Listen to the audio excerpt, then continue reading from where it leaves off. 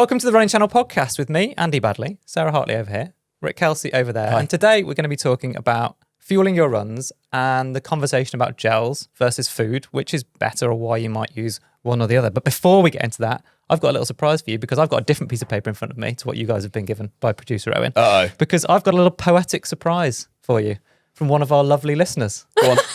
So this is from Conrad, who's a children's poet. Right. And he's definitely gone straight to the source because he emailed me with these saying that he might do one of these for me if I read them out. So here we go. Okay. One of them's for Sarah, one of them's for Rick. Aww. The first one's called Getting Closer. Sub 20 was Sarah's big aim, embracing the fear and the pain. It hurt quite a lot. Succeed, she did not. But I know that she'll try again. Love it. Straight to Well the done, point. Conrad. Thanks, Yeah, yeah. Conrad. What's Rick? Rick's is called Rick's Knee. Rick had a dodgy old knee, fixed with an osteotomy. He's as sleek as a fox, with the pulse of an ox, and runs parkrun in sub 23. Oh, that's brilliant. I love that. Hey. That is so good. Thank you so much, Conrad. I would love to know what Andy's is. Email it to me or Rick. Yeah. Yeah, there we go. That's so we're so also going to be good. covering the news and Yeah. answering your questions. Let's get into it. Oh, it's I good to can't see you believe two. I had something to say in that intro. Yeah. It got stripped away Yeah. from me. But go on, Rick, let's talk about you. No. Mr. 100 park runs. Yeah, thank you. Yeah. No, I was so chuffed to do it the weekend, last weekend. You finally made it. yeah, No, it's- no late night Friday night curries. No, just prepped. Was going to make it after You ran week pretty after fast week. as well when I saw. I ran Did you a get a PB. PB? Yeah, ran a PB. Oh, yeah, Rick. Yeah. Still room though for that sub 22:30. Beautiful conditions. Yeah, I kissed the PB. Yeah. You did I was kiss coming. the I was coming PB. around the final. So you ran 22:40 something? 22:34. Oh, nice. So So good. Conrad's poem and runs parkrun in sub 23. Yeah. Perfectly Still accurate. I stands. was coming around the last corner and I thought, I'm just going to kiss this. Just Yeah. kiss it. Don't want to go too What? far. How big is the hill in the 4th kilometre though, or 3rd kilometre? Because did you There look is at my no Because I splits? looked at your splits, it was like 420, 420, 447. Yeah. God, your memory's amazing. Yeah, and then whatever that would It's be. like the Matrix. There is no spoon. There is no hill. Yeah. It's just Rick it's once completely again. Well, fabricated. it's- goes off too So far. also, can I just give a little bit glimpse behind the curtain because we are talking about Rick's 100 parkruns, which is an incredible achievement. But two things. Firstly, I suggested that maybe we should save this for the news segment later in the show, and Rick was like, "Nope, no, we're going to talk about it now." And the second thing, have to talk about before you came in to sit down, I made some comment about Rick's parkrun or whatever, and then he said, "Oh, it's not all about me." In the same movement as checking out his hair in his phone. As he was using the selfie camera on his phone. Hey, It was you look with great, no though. hint of irony. No, it was great conditions last weekend. Thanks, It was back to you. it all went very well. It was lovely to get out, lovely to actually nail it. Did but there was your one kid- thing that also happened on Saturday. Right. For the first time ever, I got an age-graded score of over 60%. Now, Woo! now, this is not all about me. Yeah. I've Yeah, always in fairness, 22, what is it, 30? 22:34. Pretty good for a So- 62-year-old. I've always kind of just dismissed that, and I know it's there. It's in your results. You just get it in the don't email look at next it. week. I don't really look at it. Yeah. So, but I thought I'll do a bit of digging into what exactly this means. Yeah. Is this partly due to the fact that you're now also as invested in your Garmin's age that it gives you? What's it called? Oh, your fitness age. Oh, Fitness fitness age. age. Yeah. Yeah, that's quite scary sometimes. Right. So age graded percentage above 100%. Usually, at least, a record-setting performance for that age and distance. Andy Yeah. Baddeley, maybe? No, I think when Oh, I yeah, ran what's the 13:48 for the record back in the day, I think my age rating was like 80-something%. Okay. Really? Yeah, Really? I don't know how, Okay, that crowd. doesn't make sense. but I think it might be relative to what, like literally the world record. All right, okay, so 100% is approximate world record level. Above 90% world class level. Okay. So that's you're not mad. world That's class. mad that you weren't even world class when you set a record. I just remember it for wasn't 15 years. 100%. Okay, all right. Which you thought it might let's be, go but- back and have a look at that. Above 80% national class level. Above 70% regional class level. Above 60% Rick. local class level. Local Hey! I think that's a t-shirt. Yeah, local Local class. Local class level. class level. Very nice. Yeah, but Very good. Did you guys know what those I meant? didn't know No, the I didn't specific like market, like I now want to each go and bracket. have a look at what mine is. Yeah. I only look at the text, which doesn't give you that. Well, I want to move on from Rick briefly and say that, sorry, mate, I'm sure we'll come back to you.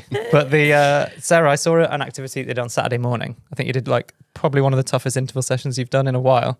And then you called it type 5 fun. Yes. And I don't even know what's type 3 and type 4. I know she explained it. Well, so basically, couldn't be bothered to Google whether there was a type 5 fun, and I know there's type 1 and type 2. Yes. And I so was type 1's like, fun while you do it, right? And then type 2 is fun afterwards. yeah. So then I was like, there might be a type 3 and 4, so I'm just going to go straight to type 5. Type 5 fun definition: in 5 years, I might look back at that activity and think of it as fun. Probably due Brilliant. to some memory loss of how horrific that actually was. Do you want to read the text that I sent to Andy Baddeley after doing it? I would love you to, yeah. So this was just while you're finding the text, it was, you did 400, 600, 800, 1K, 1200, 1600. So you finished with a mile. Yeah. And I think I saw a little note from you that you had, and it was interesting because you've spoken really openly about your recent 5K attempt. The video went out last week. And about how you sort of talk yourself out of stuff and just want to stop. Yeah. And that happened in the 1K rep, is that right? Yeah, so basically, I didn't even do it in the morning. I did a Sarah special. I did my sunset run. Oh God, I don't know how you do this. It's Yeah. so bad. So I went out. When was it? I sent Andy the text at 17:41. So I probably went out at about 4. Yeah. And I was trying to find somewhere flat because there was a mile rep. So I have somewhere really good near my house where it's 400 meters. Yeah. And I was like, that's not going to be good enough because I would have to cross the road loads. Yeah. I found the worst stretch of road ever to Brilliant. do this. And I did the 400 fine. I did the 600 not loving life. I did the 800. These are fast as well. I was like, I'm losing the will to live. Every single rep, this was the worst thing. Yeah. You had 200 meters jog recovery. Didn't really listen to that much. There was definitely a bit of walking going on. Every single rep had to be at aiming for 3:45 per kilometre pace. Are you supposed to run the same pace throughout? So it should have been easy for the 400. Yeah, so the 3:45 400 for the mile. Yeah. Per kilometre for Oh yeah, mile. not Yeah, Not I get it. So it's No, I about get it. Yeah. that's about 6 minute miling, isn't it? yeah. Yeah. Which I did not achieve. However, and I didn't even realise, I think I just went into it a little bit naive. One, and I'm glad I did this. One, I didn't add up all of the reps, which comes to 6 kilometres at faster than 5k pace. Yeah. Sneak Two, that one in there, I hasn't he? didn't look at what my mile PB was. Yeah. Got a mile PB. Good work. Excellent. I saw that. I ended up ditching where I'd planned to do it. It was so windy. I did the 1.2 on the way back, just being like, I have no idea where I'm going to do this mile rep. I got to the station and was like, this car park's pretty big. Yeah. And so I ran a mile PB lapping a station car park. That is the It's dream. absolutely I tragic. find the newer housing estates are actually quite a good good interval. You can usually make a loop out of them. They're all quite quiet from a traffic perspective. That is some Cambridge ergonomics there. No, they are really good. There's honestly my favourite place to run at the moment is there's one Battersea Park where I used to live. It was about 3 kilometres all the way round. Yeah. New housing There's a estate? new housing estate, There you go. 2.5. Lovely. Hey, But do you know what? Don't say we don't give you tips on no, the show. there you go. Don't worry if you don't live near a track. You can manage. Yeah. But the text I sent Andy was, that was the worst interval session ever. Stopped in the 1k rep and almost abandoned the run. Then pulled myself together and did the mile lapping round a car park. Happy Saturday. And all Did he he said reply with was, perfect? it's a tough one, sorry. Absolutely awful. And I hadn't really structured my week very well. So I ended up doing, and I do not recommend this, but there were like rest sessions in between. So I ended up doing like a tempo run on Thursday, then an easy run on Friday, then my interval session on Saturday, and then a longer run on Sunday. Did you have a good execution score for it?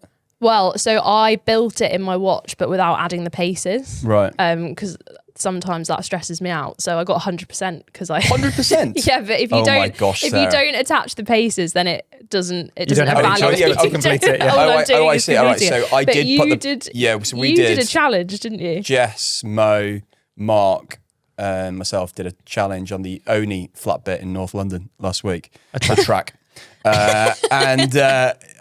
It was so hard to get a good execution score. You know what so you I load love? it all into your watch, Yeah. and you put 4x400 meters with 90-second break with the mile warm up either side or whatever. How many 400s did you end up doing? I did 10, but that's Did you? your fault, I think.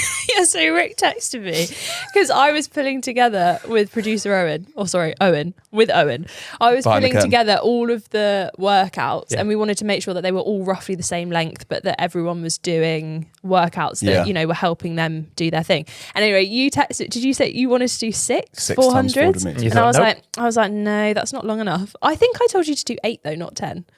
So Okay, well, 10, it was 10. 10 looks to me like marathon training, personally. Yeah. Well, I tell you what, it was tough. It was warm. It was a tough video, and I tell you what, trying to get a good execution score, I'm talking plus 65%, is very, very tricky. Give it a go Which if pace, you've not done it yet. pace were you running? Pace A. Pace. Like Do you max think pace. though? Hang on. There's a correlation here, and I just feel like we need to point it out. You actually did a running workout, and then you got a PB. Oh, on Saturday, It's almost like training makes you it's better. like you put pace into your legs and then went to a race and could transfer that on. I've always been too lazy to do any real No, training.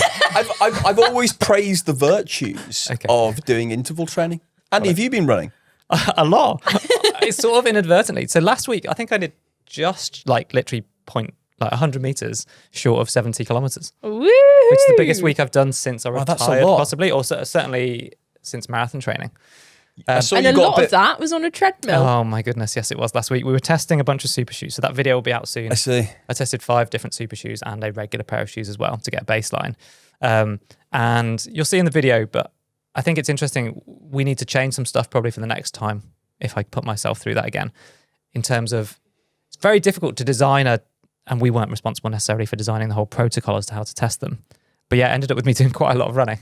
And so we absolutely will own that in the video, that it's quite difficult to do science, it turns out, as this podcast will attest to. Do science. Well, speaking of science, Yeah. shall we talk about food and gels Let's. and the science of, obviously a lot of people are marathon training at the moment, but actually the 3 of us aren't, but we all are still doing long runs, and that's kind of where gels versus food debate will come into it. So we've talked about fueling on runs a lot before, and we're going to cover kind of why you need to fuel, what you need to fuel with, whether you actually need to fuel. But what we're talking about here really is if you are doing a longer run, so if you've just started running or you're working across shorter distances, that might only look like a 30 to 45 minute run. Yeah. If you're a more advanced runner, it might look like anything kind of above 90 minutes.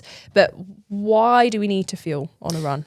Well, there are different instances on. I think if your long run is 30 to 45 minutes, that's still a long run for you. But I don't think you need to be worrying about fueling for that, because you're not out there for long enough to deplete your body's stores of energy to the extent where you need to top them up during the run. Yeah. You still need to do all the right stuff afterwards and eat the right things to recover and look after yourself and those sort of things.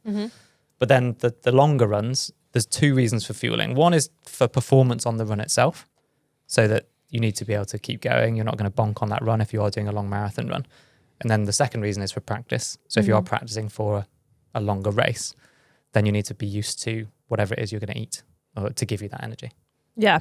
And the debate that we wanted to talk about is gels versus food, because we get a lot of questions all of the time of kind of what should people be eating on runs when they do want to fuel. Yeah, I think the main thing is you eat something that feels comfortable for you, that you know will do a job, so you've practiced it on one of your long runs already. And so it's not necessarily there's a right answer. But for me, I can't consume chewable food on a run. Because you can't chew while you're running. I can't chew and breathe. It really Well, it plays your breathing, doesn't Yeah. it? And Are you I've a tried nose it. breather? I don't think about it. I breathe through I think both. you're a mouth man. Yeah, that sounds strange.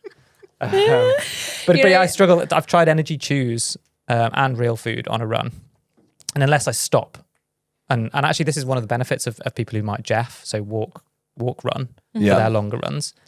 You do have a lot more options to them because it's easier, I think, with your breathing and like you're not bouncing around. You could eat regular food whilst you're doing that, and that might be.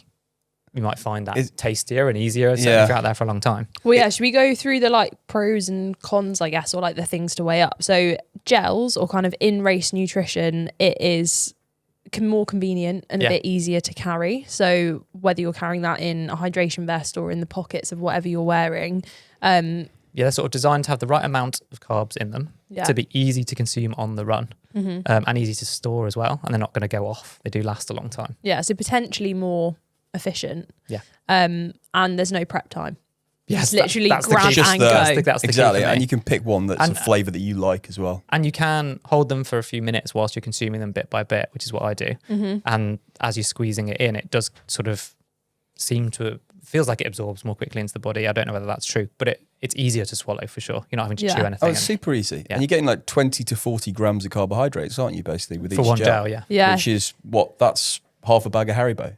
Well, yeah, We've actually got a few comparisons there, haven't we? I think, and we're going to give a shout out to Sean Secombe from Instagram, who'd put together like a little list of common sweets that would give you the same amount of carbohydrate for 50 grams, for an example. Yeah. Yeah, so like a really kind of high carb energy gel, you're looking at around like 40 grams of carbs. Yeah. So to hit 50, so a little bit more, that could be a third of a bag of Haribo, half a bag of drumstick squashies. Oh my God, I can you love imagine? What a squashies. sweet. Yeah, So they're elite good. sweets. Although I would say with Haribos and drumstick squashies, where are people storing these so that they don't, like if you leave Yeah. sweets in a hot car and then Oh, yeah, they're all like, stuck together. slightly melt They a are little bit. hard to chew as well. You could have a whole packet of strawberry laces, would equate to 50 grams of carbs, or 3 mini saurine loaves. Lovely. Do you know they do lemon ones now? Oh, yeah, there's lots of different flavours because I Yeah. don't like regular saurine, which is a go-to for loads of runners, but I don't really like dried fruit.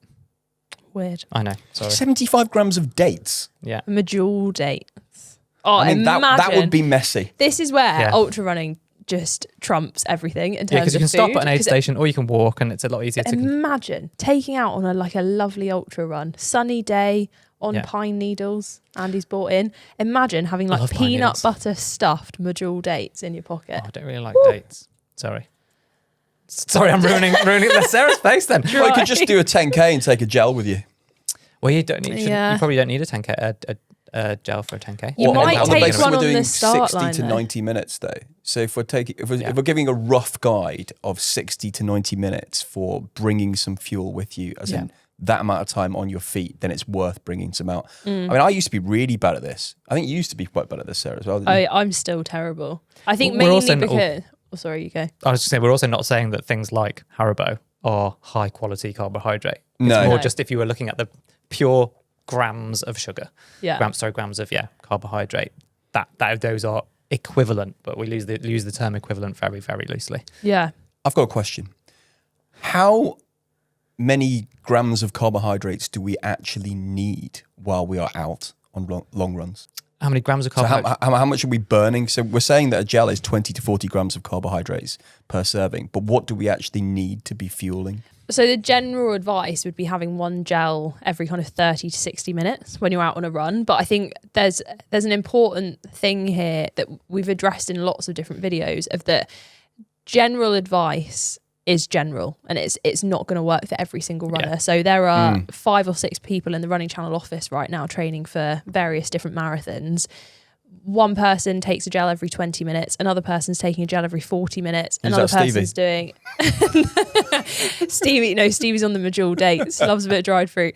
But there's so many different ways to work it, and actually the best advice that we could probably give is have a look at the general advice, know that it's kind of around the 30-minute mark that you might want to take one, but actually train your gut, go out there, practice, Try it. work out what works for you. Maybe even if you have a shorter long run, try a long run where you don't fuel so you get that feeling of hitting the wall. Because I got so much better with race nutrition once I knew what the feeling was like, because there's always going to be, your body isn't necessarily going to run like clockwork. It might be that you take it at different times when you feel like you need it. Yeah, and I think that amount, whatever it is, 30 to 60 grams an hour, I think is a sort of, that's what the numbers would add up to what you're talking about there. Mm-hmm. The science changes all the time. Often the studies are done with elite athletes, and there's a big difference between running at 90-95% of your max effort for 2 hours versus going out there and running for 4 or 5 or 6 hours. That's massively different. Everyone's metabolisms will be hugely different, and the amount that these guys are practicing in training will be different as well. So actually some stuff I was reading recently says perhaps 90 to 120 grams of carbs an hour. Which for elites. Yes, exactly. That some of them, like cyclists, it's perhaps easier to consume fuel on the bike as well. And some of the elite runners, like that's an awful lot of carbs. So most people probably don't need that. And then different gels have different carb sources as well. Some of them mix like fructose and maltodextrin. So there are different types of kind of carbohydrate or sugars that you're looking to try and take glucose in, basically, in some format. So so you might get single source, might get dual source. That will affect the amount of carbs in it. But I think the key here is basically just practice. Keep practicing, and the more that you practice, the more that you can train your gut to kind of perform well, the better experience you're going to have on race day or kind of for whatever long run that you want to do. Yeah. Is it worth us very quickly, without in any way claiming to know all of the science about it, talking about low carb, high fat diet? So essentially like keto diets, because there'll be loads of people listening or who will either read about or be advocates of like, actually, maybe I don't want any carbohydrates on my run. I don't want to fuel in that way. And we're saying you need to fuel running over a certain distance or any of that sort of stuff. But the long and the short of it is if it's all about max performance, then there is no more efficient fuel source than carbohydrate, than the glucose, essentially, glycogen in your body. Because the unit or the amount of oxygen that you require per unit of energy is much lower for glucose than it is for fat. So you can fuel using fat, but you need way more oxygen to do it for the same amount of energy, so to run at the same pace. Hence carbs. Yeah. But there is a logic saying that if you follow one of those diets, that you can train your body to be more fat adapted and to be more efficient at using fat. Wow. But everything that I've read says that that's true. You can get way more efficient at burning fat as your energy source. But actually, from a high performance perspective, it overall makes you less efficient. So the trade-off is kind of cancelled out. And the famous studies that have been on in the last few years showed it was either 6 or 7% less efficient overall at running, I suppose. And when you're talking about super shoes giving you a 2, 3 or 4% wow, that's benefit, enormous. The difference between trying to run fat adapted and so on. So it depends on whether you're trying to maximize your performance or whether there's a health reason for following a certain diet or like, I think we needed to touch on it. I know we haven't in any way covered that in detail. What would that look like food-wise? How would you prep for a race, a half marathon, say, on a keto diet? I've absolutely no idea. And I don't know whether some people might then have trained there's a theory, I guess, to train your body in that way by training that way, but then potentially using carbohydrates to supplement your actual race performance. I don't know whether that would work or not.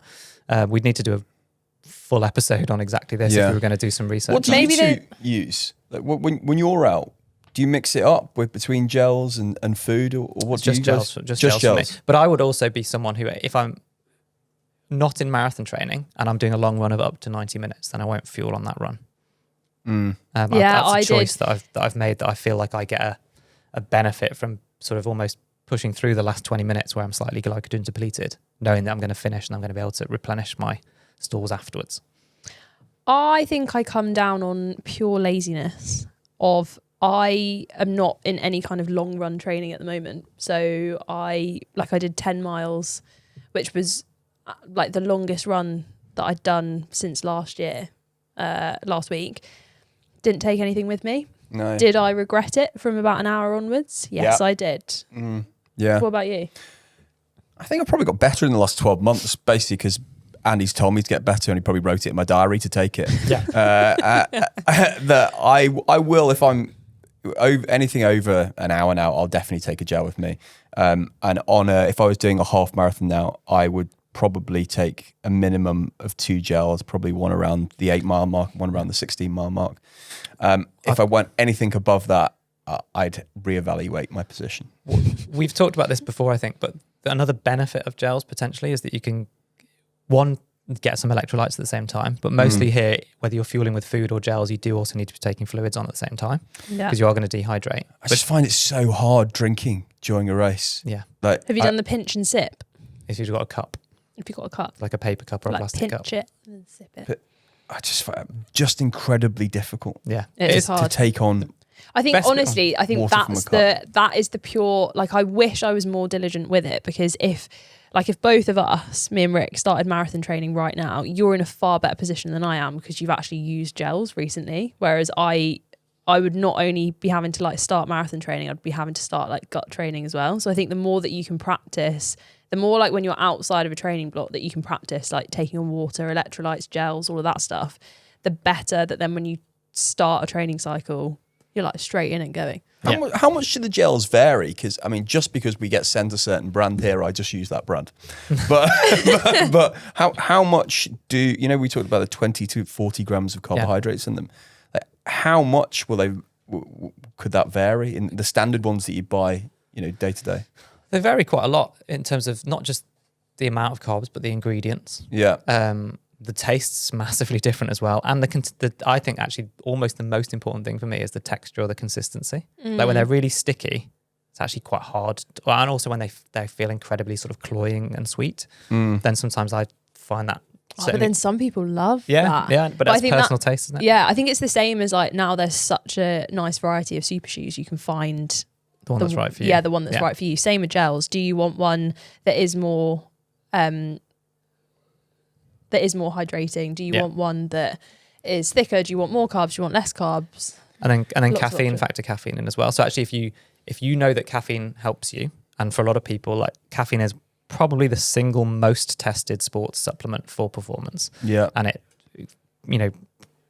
compared to most things that are tested in that way, it's indicated to be positive for performance enhancement, to help people run better, as long as it's not contraindicated in terms of heart conditions or like making you go to the toilet or making you go hyper and cry in a corner. Maybe that's what I need to try before my next sub 20 attempt. But you've been bringing caffeine into your life, haven't you?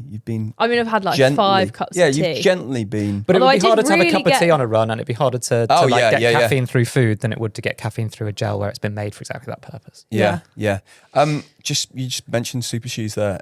When we did that challenge with Mark last week, I've never seen shoes like Mark Dredge was wearing last week. So this is one of our other presenters, and you're doing the execution score workout. You'll see, everyone's going to see a bit more of Mark in the coming weeks. The stack at the back, I don't know what he was standing on. It was like he was walking on air.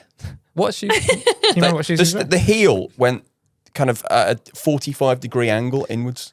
Yeah. So I reckon he's wearing the Nike Alpha Flies. He loves those. Just unbelievable. And they were one of the shoes that I tested on the treadmill as well. Like I look like I was wearing Danish clogs standing next to him. What did you wear? Some trainers. Tech with Rick strikes again. Right, should we cover some news? Yeah, let's do it. Rick was having far too much fun. He didn't wrap us up. Yeah. Tell us about Parkrun. Yeah, so obviously a lot of people tour the world, don't they? Trying to do the alphabet challenge with Parkrun. I believe Anna from the running channel only requires Z. She does? Which you have to go abroad for. And there isn't a Z in the UK? No, you have to go to Poland for Z. One event in Lincolnshire, in the east of England, yes, is called the Queen Elizabeth Grammar School Parkrun. So they've basically decided to take on the letter Q in order to encourage people which is a very rare to one. come to the town, which is in Horncastle. Yeah, just to explain this, Parkrun's obviously started as a UK phenomenon. They have spread all over the world, but there's not as many in the US, for example. So this, just to explain it, there's a real thing where people want to do parkrun tourism and travel around to different parkruns and experience the kind of community at different areas. And then doing that, they try to collect the alphabet. So they try to have done at least one parkrun that begins with each letter of the alphabet. Hence Anna needing a Z, because there's not many places beginning with Z in the UK. And then this Q being a pretty rare occurrence over like hundreds and maybe over 1,000 parkruns in the UK. Apparently there are only 2 other Qs in England. I can't believe Anna has done all of them. Can you sense the jealousy in his voice? Yeah. Do you feel like you've been a bit... Sorry, mate. She's also run over 100, so really. I know. Catch up. There before you, didn't she? Tough, Not everyone just, potters down the road to the same old parkrun every single week. It's quite easy to do that 100 times, having a few kids and an osteotomy kind of spangled that for a few years. But Anna's got a child, hasn't she? Yeah, recently, more recently. Got the whole Anyway, that's exciting. This is a good point, though. Of your 100 parkruns, how many would you estimate have taken place at a parkrun that is more than a mile from your house? And can we also include more than a mile from your mum's house as well? Oh, yeah. I'd say Birkenhead Parkrun's more than a mile from my mum's house, probably about 5 miles. Yeah, that's true. Yeah, most of them are done at my local park. Nothing wrong with that. That's not really loyal. 70 odd. Really loyal. 70 odd at my local park. Yeah. Aye. And then I started off at Greenwich Parkrun, which then became Avery Hill Parkrun. And then the rest are at Birkenhead. Does that mean you've got a G and an A? That's a good question. Does that count? Yeah, I've got a G and an A, a B, And then, mine. Oh, here's a question. Which do you have or have completed more of? Different park runs or paces in your armoury? Well, let's see. He's got A, B, and C. So you've done more than 3? Yeah, I've done more than 3. I did Sandringham and Norfolk once. Ooh, lovely. Yeah, which that is basically your kind of dream park run. It's the pine needle stuff. Oh, is it? Yeah. Okay, I might Right, make a come film on. for Let's that. keep us to time. Yeah, Okay, sorry. it's a slow 30 news minutes. week, but there's a park run that begins with Q. That's a summary here. We're really bringing you the hard-hitting stuff, guys. Questions. Don't you worry. Questions. Also beginning with Q. Sam Campbell. The Kiwi comedian from Taskmaster. No? I don't know who that is. Oh, Sorry. it's very funny.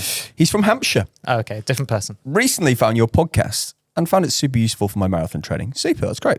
I have an ambitious goal time, 3:15. Wow. And the runner training plan is going well and I'm feeling optimistic. I've just bought some Vaporflies, having never worn or run in super shoes before, and I want to save them for race day, but I'm very aware of the phrase nothing new on race day.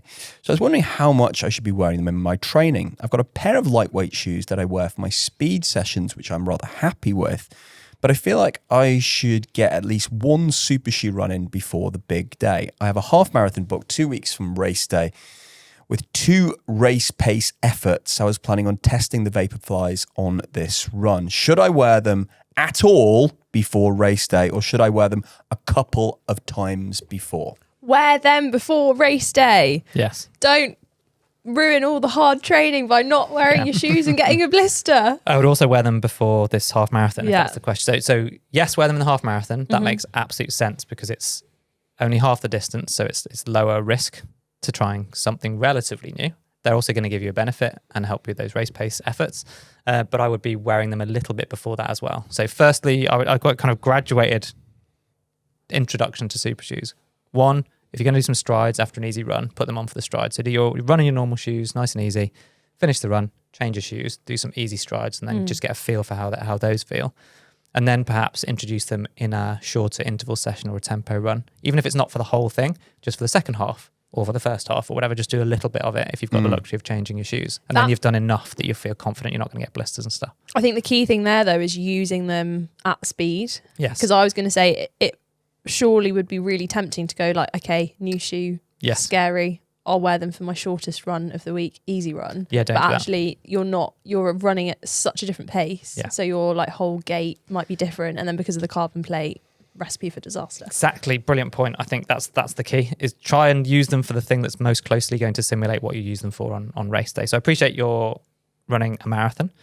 So you don't actually need to wear them for your flat out speed work. But yes, don't just do your easy recovery run in them because that's your shortest run, because you'll run in a totally different way. Your mechanics will be totally different. Lovely. Best of luck. We've got a club question from Carla Erasmus. I feel it is time to step up my race plan and have a mantra to help me through the challenging times during a race. I'd love to hear mantras that work for you and hopefully find something that resonates with me. You know, Andy's recent kind of pressure on us, Sarah, to get comfortable feeling uncomfortable. I can't get that out of my head when I'm running now. I can hear his flaming voice the whole time I'm running, and I'm really uncomfortable. be I can so just, annoying. I can just hear him. Hey, don't say that. People listen to the podcast while they're running. I know. I'm so No, it was sorry. and I started It's saying it almost to over, myself. guys. You've made it. Yeah. I started saying it to myself last week, and super quick Joe Whipp and Speedy Sam went past me, and Oh, then they went past you even when you got they went past me, PB? yeah, Has 'cause I get- anyone have you guys ever watched Bob Mortimer on any kind of comedy panel Yeah, show? on the fishing show. Oh, like no, so watch him on Would I Lie to You, like the famous BBC panel show where you have to like bluff as whether you're lying or not. Yeah. Every time he gives someone's name, it sounds like exactly when Rick's naming people at this park run. So it just that's a We rabbit still hole need on to YouTube. go to this park run. No, but Right, sorry. So that's your mantra. Well, no, it's just because of what Andy's been doing to us, indoctrinating our brains with powerful messages. What was the other one he leaves us with? Turn them to dirt. What is it? Crush their spirit. Crush their spirit. I did actually say that to you in your 5K. You Yeah. did. Well, I'm not sure we actually caught up with the guy whose spirit No, we was did, we supposed did, to be. Oh, we we did. did? Yeah. No, Excellent. it Crushed his spirit. Oh no, I think he tagged along and got a Really? ride. Yeah. Oh. Well, just recently, I've changed my mantras, and like a couple of lads at Parkrun, Magic Mike and Powerful Lads. Pamela, they were like just asking me, Rick Fish, they were asking me why this was all kicking off, and I said Andy is basically changed So I've my made mantras. you faster. Well, no, I've still got two mantras. My still mantra is slow and steady wins the race, and Quicker you run, the sooner you finish. Brilliant. Andy, what's your mantra? Well, my usual one is that at the very point when it starts to be difficult and you want to give up is to flick a switch and to change that into framing as your opportunity. This is your opportunity to do something that you've never done before. But actually, something which I probably have thought to myself, but it became more apparent at the end of your most recent video, Sarah, where you're running the 5K and I'm pacing you. One of the comments that I made to you at the end, I probably didn't really think about what I was saying, but I've had lots of lovely messages about it, where I just said, like, your best on the day is always enough. Yeah, yeah. You said it wasn't enough. It's not enough. I've let people down and so on like that. But your best on the day is always enough. It's what you've got. So I think it's just remembering that you'll have great days and you'll have really like bad days, and the same in a longer run. You'll have them in one run. So you have great miles and bad miles. It's just that your best in that moment is always enough. So that's my new one. That's quite deep. Yeah. That's quite deep. I think I'd be thinking so deeply about it, I'd forget about the race. Well, that might be good. That might be what you want. Rick, why is your parkrun time this week 2 hours? I mean, I think just you stopped by the tree. Just a little thing. Sometimes you're thinking so deeply about something you forget you're doing this podcast. we have to wake you up in the corner over there as you're dear. researching something frantically on your phone. Yeah, Sarah. I don't know if I have a mantra that works at the moment. I can give you some options and they're not all currently working for me at the moment, but I love run the mile you're in. I think that's so good, especially if you are running even like a shorter race and you have a tendency to panic. Just focus on what you're doing right there, because the chances are what you're doing in that moment is fine, and actually what you're panicking about is, oh my gosh, I've got to keep this up. That's also not wildly different to your best is always good enough. Like Yeah. you do the best in that moment, the best on that day is always enough. Yeah. It's what you've got. I also like... I came up with the new one. The only thing that can't hold the pace is your head. Yeah. Especially if you're good at talking yourself out. I feel like there was another one as well, but I forgot it. But I think that the hard thing is that a mantra is never going to be like the secret recipe. I think that's where I fall down, is I expect to, in that moment, to say it to myself and then suddenly it'll just feel easy. It's still going to feel hard, but I think if you can focus on that in the moment, then that might be enough to like drag you through the hard bit. Yeah, I think I was talking to my daughter and some other parents at swimming about this recently, where sometimes I think that it's back to Rick's first point about embracing feeling uncomfortable. Like, how do you put across to someone who hasn't done it before? So she's only 10. That like, I can see her swimming and she's brilliant. She loves it. She's really into it and she wants to get faster. And I'm trying to explain to her, I was like, what you need is a bit more while you're swimming. Nice technical term. Yeah, that's the technical term of it. Where like, certainly in swimming, I just imagine myself like just splashing and thrashing and going as hard as I can. And in running, that is, going above and beyond your red line and just digging deep or whatever. Why can I picture exactly what you mean? Yeah, see, Yeah, I can. and I think that sometimes when people say, "Oh, it's easy for you, you're fast," it's not that. I'm just willing to hurt myself more, perhaps. So it's like, yeah, I've watched you run in the past, Sarah, and I know that you're at 80%, Yeah. and you're like, no, I'm at 100%, and I'm trying to get you to embrace that discomfort. Yeah, Feeling uncomfortable. 100% is just not the one, though, No. is it? No. Right. It's I like almost 95. Yeah, it's almost time to go, but it is April. Sorry, And we just it read a is marathon. CBeebies bedtime story. It is London Marathon that month. gone. Sarah, have you got a favour to ask? I have got a favour to ask. can you remember what it is though? Is it to do with the podcast awards? No, well, we can be wherever you like. But you just putting me on the spot. Yeah. Right, sorry guys, I've got a favour to ask. My favour is, right now, if you're listening to this and you are training for a marathon, chances are you've probably come across one other person who is, or there is someone in your life who might be supporting you on the day, or might also be training, or might be training for a completely different distance. Whoever that person in your life is, please just send them a text right now saying, have a listen. It doesn't have to be to this episode. Scroll through, find an episode that you think would resonate with them and send it across, because the best way that we can keep making this better, we can keep reaching more people, maybe even one day we can go on tour, exciting, is if more people start listening to us. So please share it if you are enjoying it. Rate and review wherever you listen to your podcast. And next week, I will have thought of one that won't be on the spot. Bye-bye. That was really good. Thank you. Yeah. Well done. Thanks. Yeah. Bye. Bye. Bye.